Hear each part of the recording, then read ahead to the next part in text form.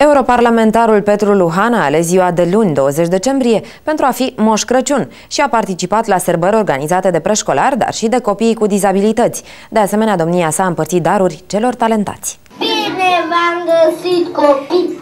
Am aici o taisă mare, plină de jucării, ca să dau la fiecare cine îmi spune o poezie sau un cântece tăgut, o steluță aulie va primi pentru plăcuț.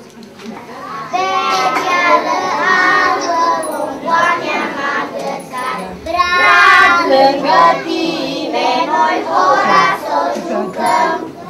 Anul ce vine, voios să întâmpinăm. Anul ce vine, voios să întâmpinăm. Că au depus atât de mult efort și au cântat și au spus poezii atât de frumoase. Îmi pare rău, vorbeam cu doamna educatoare, că ceilalți au plecat pentru că vreau să-i răsplătim și cu ei. Moșul a venit cu o chestie măruntă din partea noastră, văd că ei se descurcă cu colăcei foarte bine. Este, din punctul meu de vedere, cred că cel mai muncit colăcel pentru ei în momentul de față. Vreau să vă spun că vă apreciez foarte mult pe toți copiii, ați cântat foarte, foarte frumos și ați spus poezii extraordinar de frumoase. Pe mine personal m-ați încântat și sunt sigur și pe toți ceilalți părinți.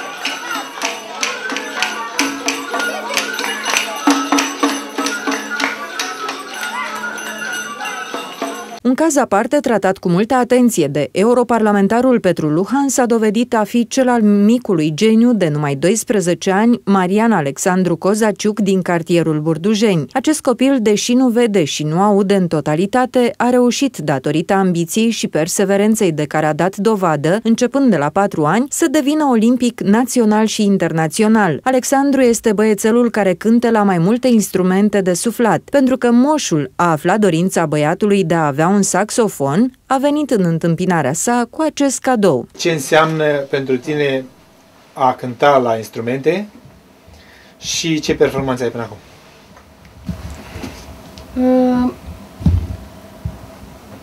Păi performanțele mele sunt în funcție, de exemplu, de abajur la fluier, de a mă perfecționa la instrumente, de a mai cumpăra mai multe instrumente, de a le studia. Da, am înțeles că ai avut niște concursuri, adevărat, la care ai participat și ai obținut și rezultate foarte bune. Da. Spune-ne despre ele. Cum ar fi Olimpiada Copiilor pentru viitor. La faza regională am câștigat locul întâi și în finala Olimpiadei am câștigat tot locul întâi. Acesta constând în calculatorul cu imprimantă, care le vedeți aici. Foarte frumos, e impresionant.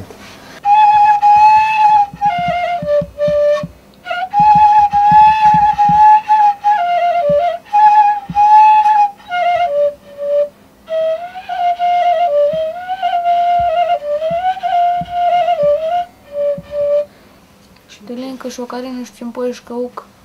Cimpoi și Căuc, văd, da. Așa.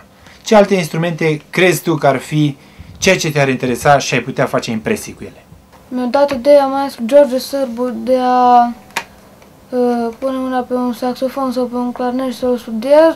Este în cutie. Cutia cu saxofonul? Da. Eu nu credea să văd. Așa, aici se deschide, în stânga, da, și în dreapta mai are unul din ăsta. Știu. Așa. Cam greu ăsta. Da, asta e pentru, nu doar pentru acum. Mult succes în continuare și sper ca să te văd pe o scenă mare cât se poate de curând, mai mult decât atât să fii partenerul nostru în anumite evenimente, chiar în Parlamentul European.